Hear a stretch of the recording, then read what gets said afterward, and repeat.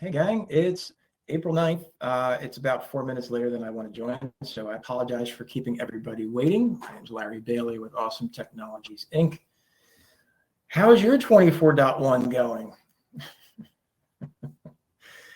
So I was a little bit late because I've got a TPO client, and 24.1 has been very problematic for TPOC.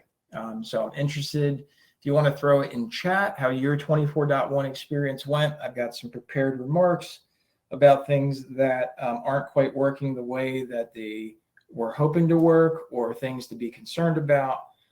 This is a community meeting. So again, if you want to talk about whatever, if you want to come up on stage, if you just want to tell me, Larry, talk about this, go ahead. And for those that are just joining, again, we meet every Tuesday at 4 p.m. normally, Eastern live. Today we started a few minutes late, my apologies. And we get to talk about community stuff. Today's topic is all about 24.1, in terms of, in this case, .1.0.2.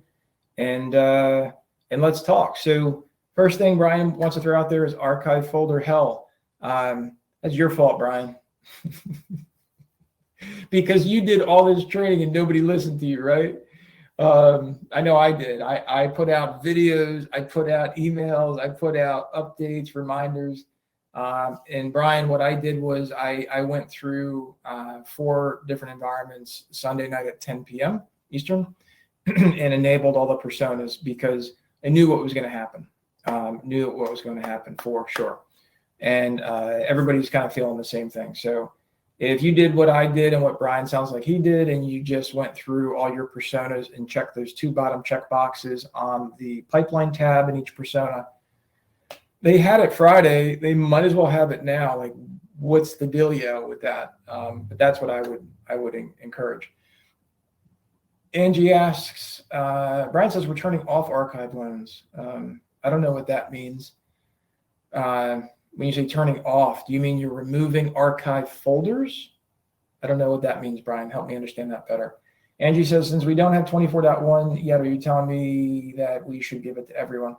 Angie, if you don't have 24.1 yet, then you don't have this setting, so you got nothing to worry about. When you do move to 24.1, then you do have something to worry about. Yeah, when you get it. I certainly would. We won't want everyone to be able to access archive loans. So Brian, so here's the conversation, right? So if they didn't have access to the archive folders Friday through user groups, presuming that's how you manage it, why did it create a problem for you yesterday? And if you want to talk about this more live, feel free to jump on. Oh, they already use archive. You want to change policy now that you have the ability to change policy. That's fine. I'm okay with that. I wouldn't, I'm trying to always advocate for change one thing at a time so you can understand the repercussions. Because if you change more than one thing at a time and there's some kind of adverse impact, what was it, which change created that? So Angie says, if we don't have any archive loan folders, do we even need to add them? You don't need to add archive folders, Angie, but you do need to understand when you go to 24.1, field 5000, whatever that field is, you can look it up in the release notes.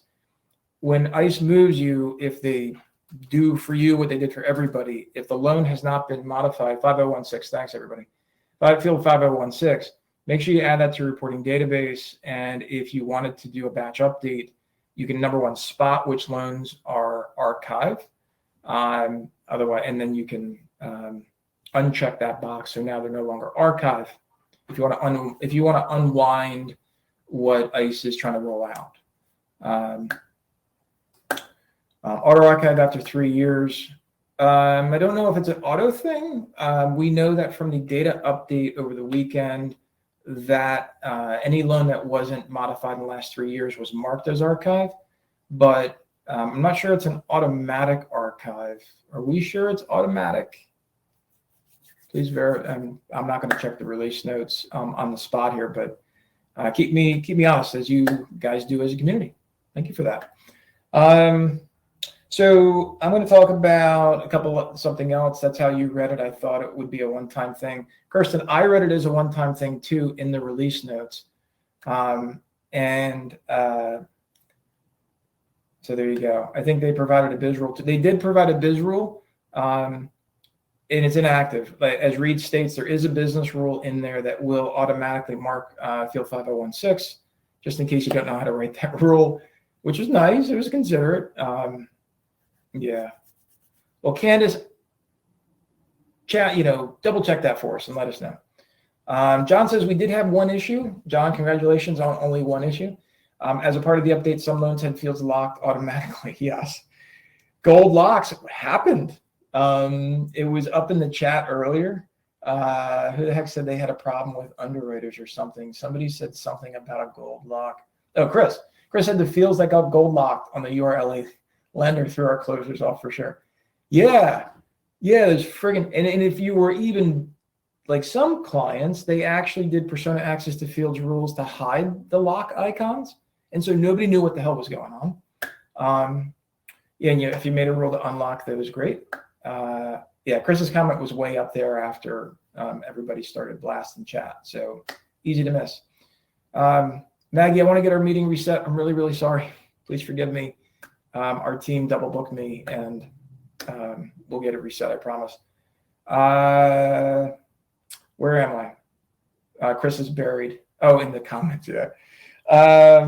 Home counselor list. So I don't know if everybody caught the note on the Sean put a note on for home counseling provider. Something you want to follow up. My attitude on that kind of automation is it's great that it's in settings, and I want to see how stable it is. Right now, I don't know if you guys are keeping an eye on EM Status Center. Consumer Connect is unstable. It's not reported, but I personally have found TPO Connect to be unstable. We've got issues with TPOC clients, TPO Connect, TPOC clients having weird timeout issues on screen. I'm having weird settings issues with services management. And I want to talk to you about something about that, and it relates to business rules. So buried in the TPOC release notes, there's a 2-sentence mention of Encompass will now honor a setting. So apparently in Encompass Dev Talk, Encompass honoring means that it will do what it's supposed to do. So put it in your footnote in your ear, in your brain somewhere. Anytime I'm looking for release notes now, I'm going to literally check for will honor in all the release notes from now until forever, because apparently that means that's a reinterpretation of a break fix. And it's great that Encompass now honors persona access to loan actions business rules, but it literally shut down an entire company yesterday because back in November, I wrote a rule to make sure that TPOC users could not order title as a service. And over the weekend, for anyone doing TPO Connect, if you're doing or planning on doing disclosures, letting the brokers do disclosures, just so you know, request title action is now somehow connected to requesting fees through Closing Corp. So in English, when you go to TPOC, if you're using Closing Corp, there's another company too up there now, but if you're using Closing Corp to let the broker request fees, that action typically is request fees / generate disclosures. Now all of a sudden, for some reason, it's now under request title. I'm giving this as a PSA because it makes no sense, and I'm a little bit upset because of what it did to a mutual client yesterday. It could have been handled better, and so I'm sharing the information. So in case you're working with anybody, check your TPOC, your persona access to loan actions business rules for request title, and make sure everything's working properly. Anybody else having problems with DDM rules? As far as you know, I found where a DDM rule was tied to a milestone date field, and Encompass decided to change the parameter in the DDM field, and now they actually display log.ms.date. The milestone name as a choice, with extra words in there to describe the milestone. I hadn't noticed that before. All of a sudden now my DDM rule for anti-steering isn't working. What do you mean, Katie? You create a custom field for that? Tell me more. Tell me more. So we're waiting for Katie to type. So check, make sure you got your date for the milestone completion date. Yeah, I didn't. We just fed it into a custom field. Yeah, what I mean to say is, yeah. So I guess that's possible. I'm not in the same camp of doing it that way, but regardless, just my feedback for you is double check to make sure your DDMs are working as much as you think so. In those, because you couldn't choose the field before. Okay, fair enough. Those using Encompass Consumer Connect, password resets continue to be a problem. So I think ICE is continuing to work on that. Yesterday was fairly unstable. And those are the only problems I found so far, which are pretty big. Anybody else? What else are you guys seeing? That's what today's all about. Let's share what's going on. Candace, do you use that log.ms.status with a status of in DDM rules? Rob, thanks for bringing up the date field and e-folder. I got like 3 calls on that yesterday, and everybody's pissed because they rely on the date field and the e-folder. So in case anybody didn't know, the date folder is missing in the e-folder view, in the standard view, and you can re-enable it though, right? You have to add it. But yeah, Sean says I had 2 users a few minutes ago to show me personal pipeline view settings being wiped out. Oh my gosh. Sorry, Sean. Yeah, it seems like all kinds of weird stuff is happening. Jill, you're having trouble with LO Connect settings. When you say LO Connect, you mean Encompass Web? I don't know what LO Connect means for you. Please fill us in, Jill. Well, what kind of Encompass Web settings trouble are you having? Tell us more. If you want to talk about it, I'll invite you up on stage. If you don't feel like talking. Let's talk about MI Partner. So I was on my list. MI Center. So MI Center is live now. It's been live, but now the automation is in web settings. I don't think it's really ready, Jill. You're ahead of the curve for sure. I'm not sure that MI Center automation is there yet, but the core ingredients are right. The partners, Rob, the partners. So I think the Bedrock framework is there, but the MI partners are like hounding. I've gotten a couple of phone calls from clients where they're like MI partners up their butt to use the EPC integration, but it doesn't work. Like the data is not coming back in. So that's what I'm talking about, Rob. It looks like Katie mentions that too, and Candace confirms not all the MI companies are ready for EPC. Remember that the vendors have until October 2025 to move to EPC. I think it's important to recognize what EPC integrations work. I'm going to give a huge shout out to Dan Plank. If you know Dan, you guys know Dan Plank. He was at the Wrap Up Show. And by the way, the Wrap Up Show replay videos are up in the community. If you want to go watch them, you might have to join the ICE Experience 2024 space if you're not already part of it. But that's where the replay videos are. Anyway, Dan tested out for me the flood integration. They use CoreLogic, and the flood integration behaves the same way as the OB integration, which means to say you can stay in the file while the integration does work. So you can do fully automated flood now while you're in the file, even on desktop, and it will update the eFolder document. It will also update the flood certification fields. Again, this is CoreLogic. So if you have CoreLogic and you want to get into EPC, check that out. All right, so back to the chats here. Katie says, for TPO, we have correspondents who can't upload additional data using DO case file. That's unfortunate. But I think it goes back to what I said earlier, Katie. I think TPOC is unstable in some regards. So definitely open a ticket and see what the guys can do. Yeah, they're working on it. Jill says the Enact technology, so Enact is an MI company for those that don't know, told us the experience that MI companies were already. Of course, the salesperson would say that. Candace says, so apparently loans already in archive folder will be marked as archive if they're 3 years or older. Quote, loans in archive folder that are not modified for 3 years will be automatically marked as archive. Was that for the release, or is that an ongoing back-end rule, Candace? Like, what's the context of that quote? Ongoing. Okay. I don't know. We got enough people on this call. Let's test Candace's theory here.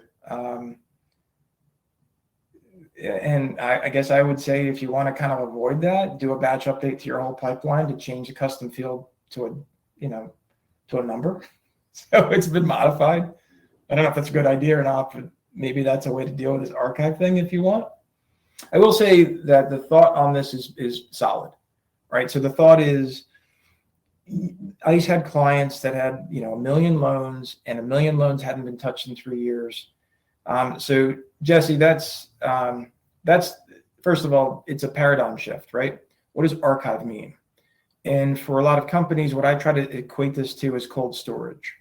If you don't actually need a file anymore, that should be archived, put into cold storage, and that's what ICE is trying to manage. If you're putting a loan into a folder that's not an active folder, that's not really an archive. And so I think there's education that needs to be put around with what does archive mean to Encompass. I don't know, Jesse, what do you think about that? Stephanie says, we found on any loan in the archive folder will automatically check no matter how old it was. So Stephanie, if you move a loan from a non-archive folder into an archive folder, does 5016 get checked? Question for that was for Stephanie. John says, I thought that it was being done on the business rule. So did I, John. Candace says, anything you don't want to archive, you need to move out to an active folder according to their info call out. Candace, thank you for that. That answers my question. Jesse says, it's a suspension of active pipeline integration. Yeah. So in English, and Jesse knows this because Jesse develops stuff, really, really cool stuff. So if you're calling into if you have technology calling into your Encompass database, you want to make sure it's only calling active stuff. And it helps. So Jennifer says 5016 is currently inaccurate at the loan level. Okay, that's Jennifer's perspective on that. Maggie says, does it affect reporting? That's a great question. No effect on reporting, as Jesse just said. No effect on dashboards also. This is a pipeline view folder thing in pipeline view. So test it to be sure, but that's our understanding. Yeah, and Candace makes a good point. Originally, Archive Minute didn't display alerts. By the way, it always displayed messages. Even if it was archived, it just didn't display the alerts. But now I'm not quite sure. So this is a fun topic, this archive thing. Hey, did anybody go to the web and notice that there's an automation audit now for your loan GUID or GUID, depending on how you like to pronounce it?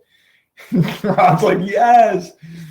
I thought that was pretty cool. So now you can see what automations are running against your loans. If you have the loan GUID, that's pretty cool. Also, who is not set up on OTP? So that's one-time passcode. Who's not set up on OTP? Curious about that, because in Encompass Web now, you have eFolder, you have a ton of new functionality, but it's only available for you if you're using one-time passcode.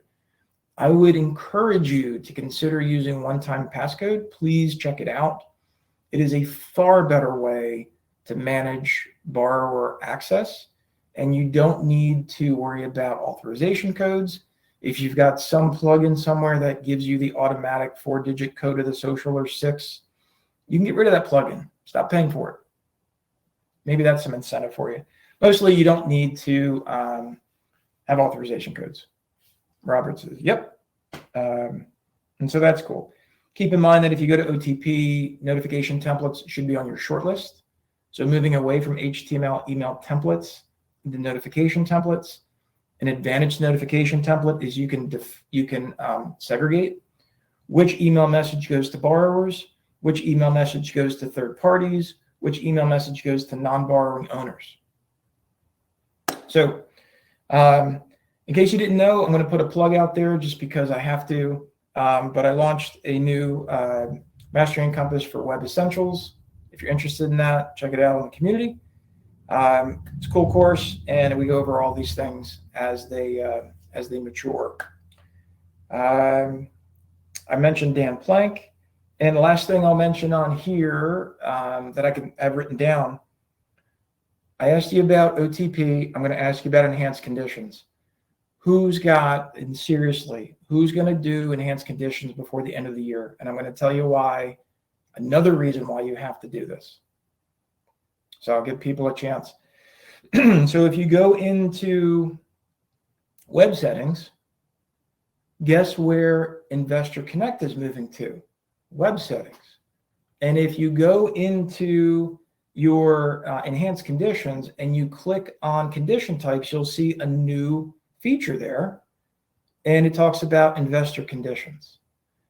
So here's another reason, and you can see all the lenders that are already mapped in there for enhanced conditions, and that's source and destination. So if you're using Investor Connect and you're doing enhanced, Maggie's all about enhanced conditions for Investor Connect. This means that your team, theoretically, if it's done properly, will no longer have to go to a website to scrape conditions, or you have to use some plugin or blah, blah, blah, all this other crap, or have even a separate workflow for post-closing investor condition management. All this stuff is right there. Super slick, super important. I know we all have a ton of work to do, but it's important to understand that. Rounding out the last thing on the web, eFolder got added to the web. If you haven't been on Encompass Web, head over there, get it set up. Just go check it out.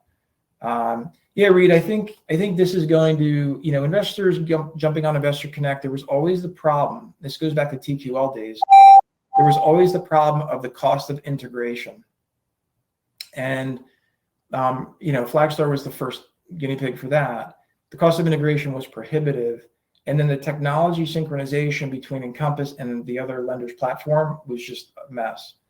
So now with more companies using Investor Connect and with more companies even using Encompass, the integration from originator to correspondent aggregator is even hopefully more seamless. So Denise says, we do not use Investor Connect. Does this mean we do not need to implement?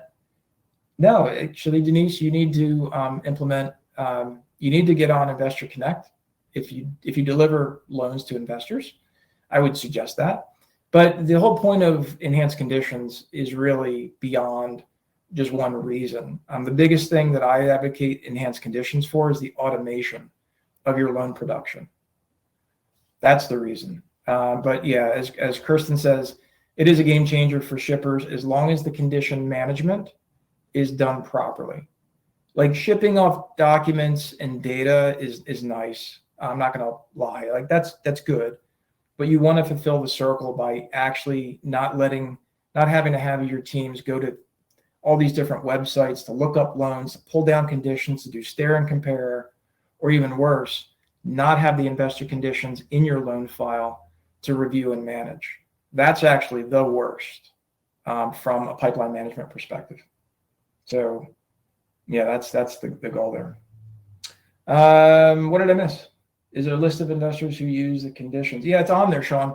So go right now, go to your enhanced conditions and click on condition type, and you'll see them. You'll see click investor conditions, and then over on the right, you'll have two columns that'll show investors. You can do it right now. Jill says there's a new data tag in DU Mismo export. Yeah. It's an open ticket, gang. So what Jill's talking about is there's an XML file. You need to edit the XML file. I think it's an employment node that broke between Encompass export and Gus's import. I guess I should probably put that in as an article. It's just been one of those days. But yeah, if you go in, thank you, Candace. I'll put the the knowledge. I'll put the knowledge article information in the community. But yeah, you need to basically modify the XML, or unless you're going to manually type in Gus, pick one or the other. And it maybe wasn't the right, maybe you didn't do it completely correctly, Joe. I don't know, or maybe their instructions are incomplete. Not sure. Mike says e-folder view date.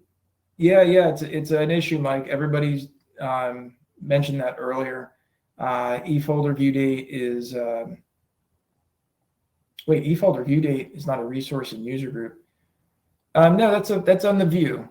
No. It's on the actual view. Yeah, not in user group, on the view. Sandy, what do you? Oh, Candy. I just helped one of our admins with this earlier this afternoon.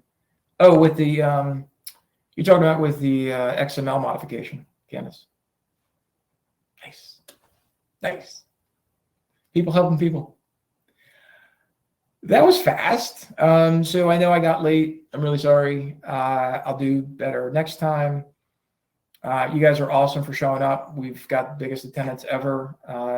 Is there any other questions, any other things anybody wants to talk about before we split? I try to keep these things to 30 minutes because your time is valuable.